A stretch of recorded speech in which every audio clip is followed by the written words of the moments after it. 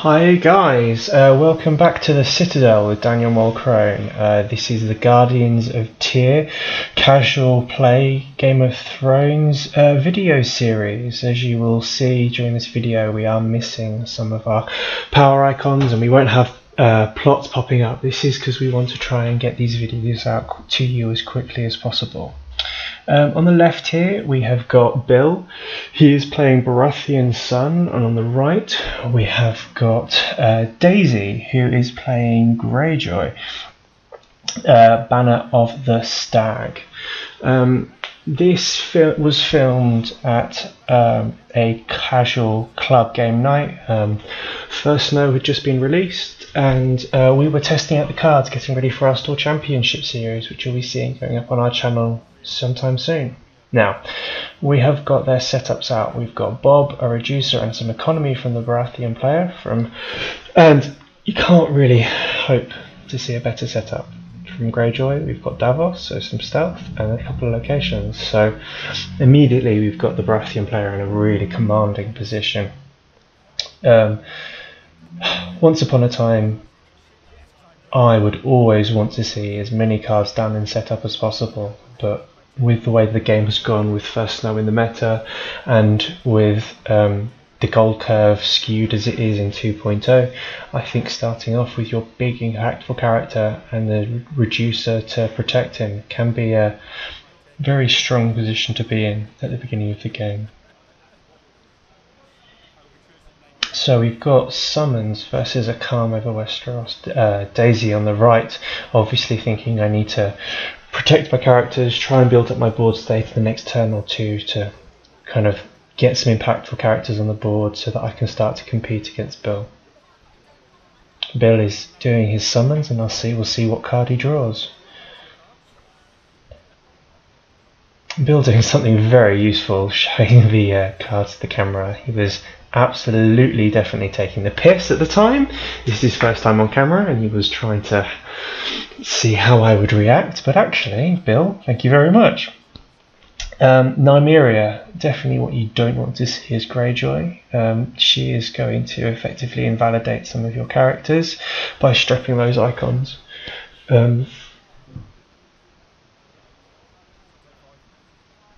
I think we saw that Baille draw another Robert there, so he's going to have a duped Rob on turn 1, so that's a very good position for him to be in. Baille just wondering why Daisy had a 6 gold, but obviously he's got his limited location down there.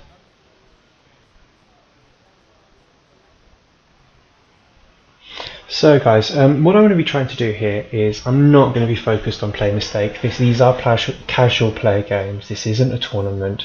This is all about trying out new cards, trying out different combos. I'm going to try and make sure that we always bring you games that are of a high quality and are games where we've got people playing decks that they're not playing for the first time, they're not playing really slowly, but they may not be yet tournament ready. So we're going to have hopefully some interesting kind of play analysis to be able to look at. So Daisy has got Mel out in his first turn, and I think that's exactly what he wanted to see right now. Gives him a way to control Bob and to again stall this turn so that he can kind of get better control. He's now got 2 really good effective characters standing. However, Baille is going to play out a Milk of the Poppy on his Melisandre, effectively neutering her. So for me, when I see Milk of the Poppy played, I, being the player that I am, always immediately think naval.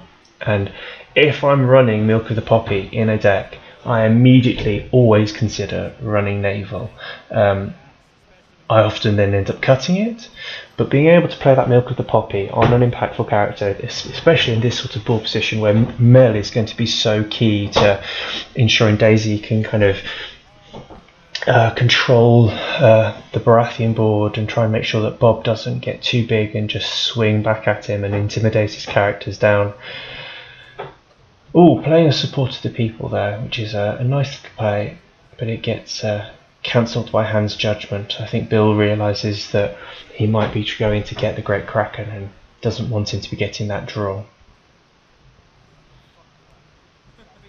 However, Daisy's board is knelt out, and it's Bill's turn to swing back at him.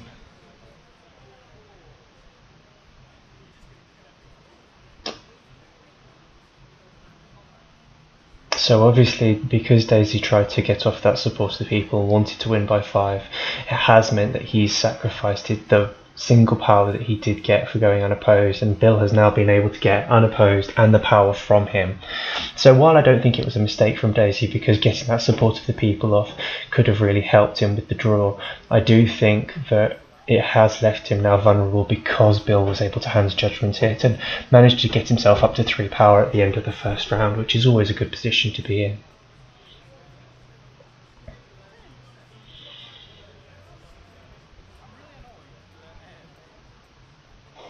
Bill again talking to the camera, trying to elicit that response. Hopefully was going to be something we see quite regularly on the stream, because he is a good player. He's got a bit of a history with Netrunner and a bunch of other games, come from War Machine originally, but has really fallen in love with the community that we've got here with Thrones locally. And I have to say, locally, our Northampton meta is really great. We always go for a drink after tournaments, and we're a really close bunch. So, as I was talking about earlier with that Milk of the Poppy, if Bill had been playing Naval and flipped Naval in that turn, he would have completely invalidated that confiscation and really been able to control the board even more, push forward with the advantage. However, instead he's playing trading with the Pentoshi. Obviously wants to get that Nymeria down on the board and really kind of start to kind of twist the screws that Baratheon's son has a tendency to do when it can get going. Ooh! And to counteract that, because Bill has given Daisy money with trading the Potoshi, Daisy's been able to get Baille down on the board.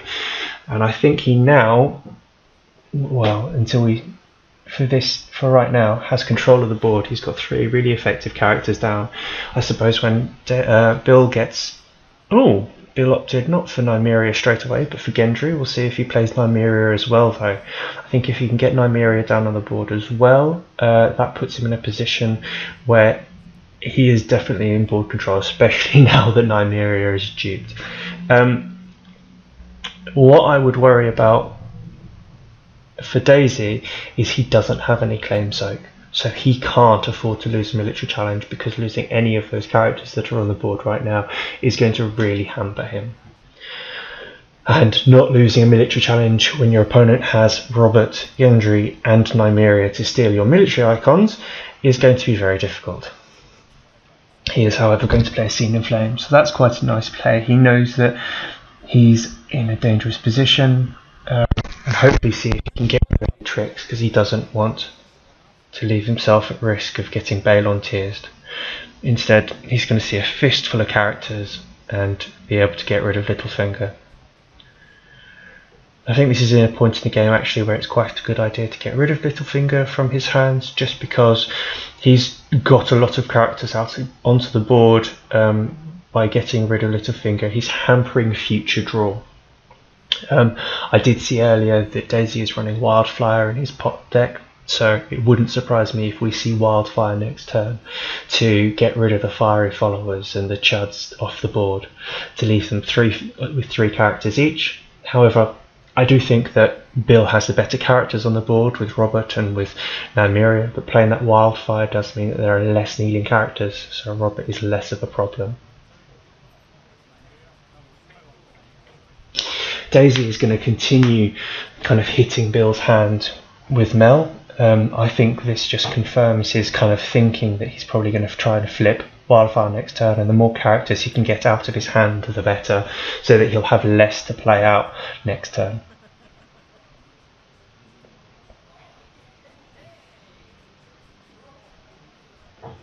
Daisy is now done, obviously leaving that military icon standing, however, still the military icon with Nymeria. Doing the military challenge. Bill took the military icon off Baille to prevent Baille swinging in. And he's got Risen from the Sweet Sea, exactly the card he wants to see. However, I always feel slightly risky doing that because of the prevalence of Hand's Judgment. Because he was able to lure out that Hand's Judgment earlier with support of the people, I would feel relatively confident support of the people in Baille. It's always a nice feeling because that means Baille is now 6 strength and really, really difficult to oppose. Pulled out a Robert's Warhammer. I do apologise, I am terrible with card names. I know what they do, I recognise them on sight, but I don't always get the card names correct.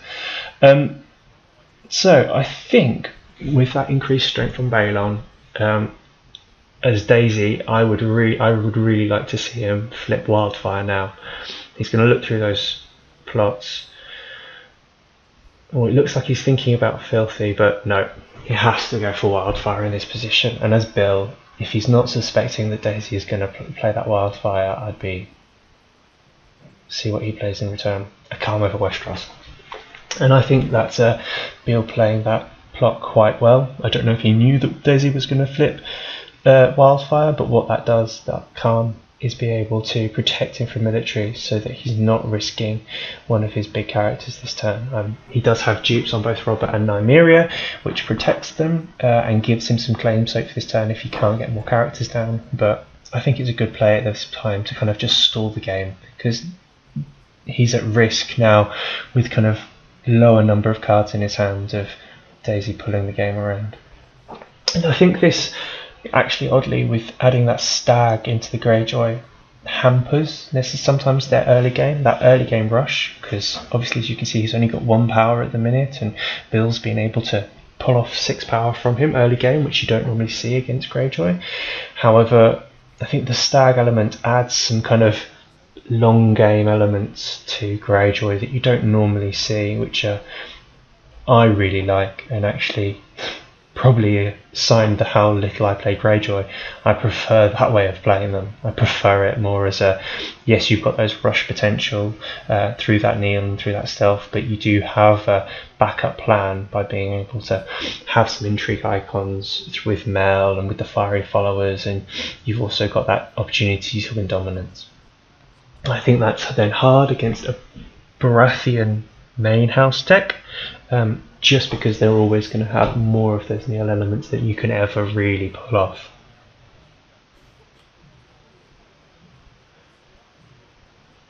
So Bill has got Stannis down, he's getting that Stannis lock off.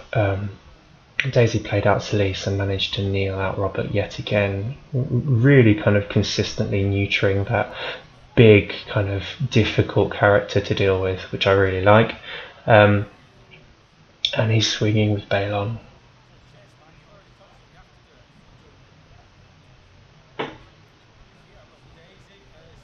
So Daisy swung there with a power challenge, obviously forgetting that Bill had called power. I think, actually, despite having talked about him potentially using military, I think because he managed to get that shutdown and he's got Stannis down on the board, calling power is quite good, and what he's doing is he's just holding Daisy off so that he can try and get to the end of the game. Getting on 6 power as Baratheon, you can't rush to the finish line like Greyjoy can, but in this kind of commanding position, I think you're getting close to a point with the game running off. Daisy obviously still swinging with Baille because he gets the unopposed and he gets the renowned. Yeah, it's a good call. You always want to use Baille offensively. Oh, Bill missing out that Daisy had a raiding longship down, so threw a military challenge with Davos just defended with Stannis, not realising that raiding longship is going to make that defence completely impotent. And I think that if you're not used to playing against Greyjoy, which I'm not sure Bill is, if you don't pay attention to those locations, they can really screw you over. And I think that's one of the things that I really like about the game at the minute, is we're getting to a point where those locations are becoming more and more important. With the Tower of the Hand and those sorts of locations, you really can't just pay attention to someone's frontliner characters. You have to know what's going on with their whole board and really kind of know how to play around these cards, because if you don't know how to play around them, you can be seriously screwed.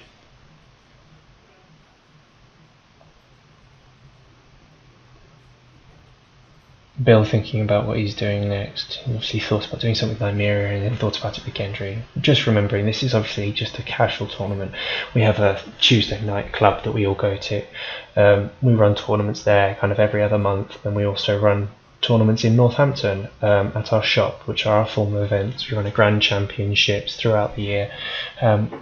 And this tournament, there was no entry prize. It was just, let's get together, let's play an informal Swiss tournament and test the decks that we are thinking about playing for the tournament. Swinging with power for power with Gendry and winning that power challenge. Dominance is a draw, so that Bill is being prevented from gaining power with Gendry, remembering there that they had the Stannis lock going on and therefore couldn't stand more than 2 characters. Obviously Bill is choosing to stand Robert and Stannis and leave Gendry kneeling. I think when you've got military icons like Stannis and Robert out, standing Gendry becomes a nice for defence, but not a necessary character really. Daisy not left with a difficult choice at all, just leaving Selyse knelt down. She's a real character. Once she's come into play, she's basically done her job really. I mean, she's a nice intrigue icon if you're playing Baratheon main house, but as Greyjoy you probably don't really care about that intrigue icon so much. Daisy's chosen with filthy accusations to go first, and I actually think Bill played Political Disaster, which is not a plot you very see, but absolutely helping this matchup. Controlling Daisy's locations, getting rid of that strength boost for Baille, playing a King's Road and getting Asher out straight away. Now puts Daisy in a position where he's got a character that's going to stand back up and help him get around that Stannis lock. So I think character-wise they're quite evenly matched at the minute, but Bill is just running away with that power, and I think this is what Baratheon does. It values those power challenges and just accrues power. My difficulty with Greyjoy is the way of balancing power rush with kind of military aggression.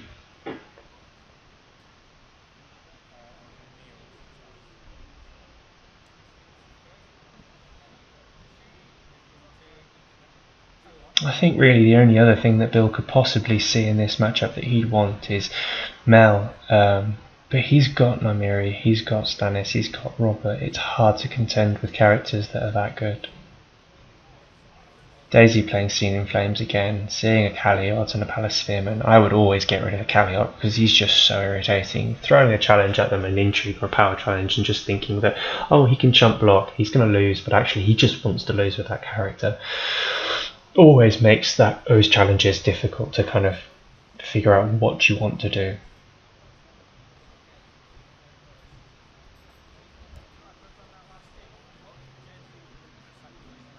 So Daisy's obviously going to start a challenge. He's going to use Baille and he's going to use Asher because Baille is going to give him that unopposed.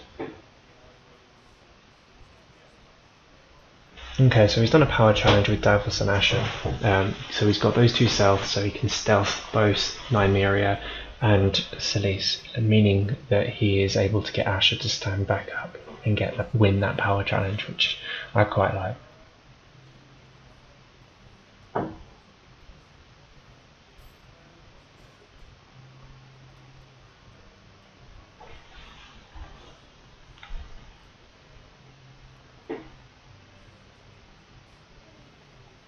So, doing another challenge with Asher. This is why I love her so much. She's just going to do a military challenge by herself.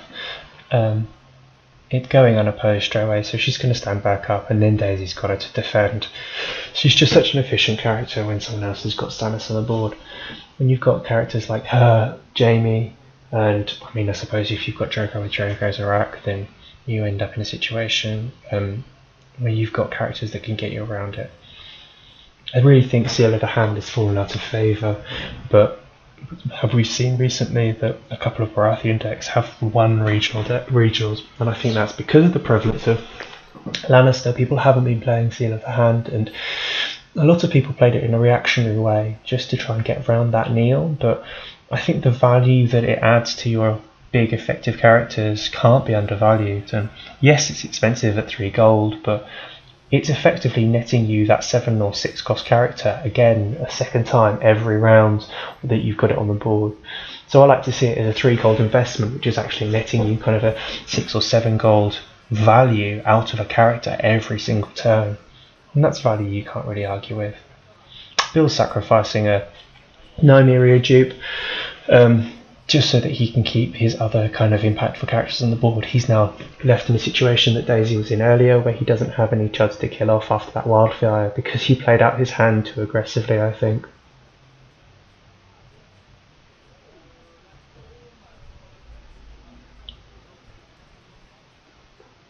So Bill lost dominance and Gendry makes him sacrifice a bastard character, so he sacrificed the dupe on Nymeria. So Daisy's obviously choosing to stand Baille, and he's going to stand Davos. It's an interesting choice. I think with Bill's board, I'd be tempted to get Mel standing up because there's got that potential of getting an unopposed injury challenge and being able to pull that power back quickly. And this is what you see once Greyjoy hits a critical mass of stealth characters on the board. They really can start to pull that power back very quickly. So while it was 6-2 for quite a while, it's now 8-all, and they're at an even playing field. Which means that this can really be anyone's game at the minute. I know, because I'm watching the video, that we don't have long left, and as you do as well, so it'd be quite interesting to see how this game plays out. Bill's played his own wildfire there, which I think is probably a good call. He's got a dupe on his kind of big effective character, and he's not really sacrificing too much when he sacrifices Gendry. Yes, it sacrifices him some power, but it's not too bad. Obviously, I just said that they were on 8-all, but Baille has got 3 power on him, so that Greyjoy is... Ooh. Rise of the Kraken turn. Getting out Theon by using that King's Road. Really nice. I think that potential for getting unopposed on a Rise of the Kraken turn is going to mean that Daisy's able to rush to the finish this turn. And just playing out a bunch of locations, which aren't really going to help him at this point, I don't think. Yes, Tyrone or Mott's armory is nice for that dominance draw, but he doesn't have fiery followers, he doesn't have the Iron Throne. And I think Daisy's going to win before it gets to the next round. I think Bill's in a situation here where he just hasn't seen the Red Keep, and this has really hindered him because he hasn't had the card draw that he's needed to keep control of the board. He hasn't had that steady flow of raw characters. He hasn't even seen Mel come into play to keep him in control of the game. So doing a power challenge with Asher and Theon, getting the unopposed, getting the 2 claim, getting the unopposed power on Theon. And then he's going to do a military because Asher stood herself back up. He's going to stealth Robert. Stannis's power isn't going to count because of Baille, and that's game over. See, this is what I was talking about. It's that Greyjoy rush. Once they hit that critical mass of characters that they need on the board with a couple of locations, it's just a rush to the finish line, and it's so hard to kind of oppose that. So guys, that's us done for this round. We'll be back. We'll have a couple more videos filmed for you, and we'll be getting these up hopefully as soon as possible, as they're a little bit old now. But I just want to say really thank you for joining us, and hopefully if you've got any comments about the video, or if you've got any feedback you want to leave for the players, please leave it below. Just remembering it's casual play. Let's be friendly, guys. Thanks. Bye.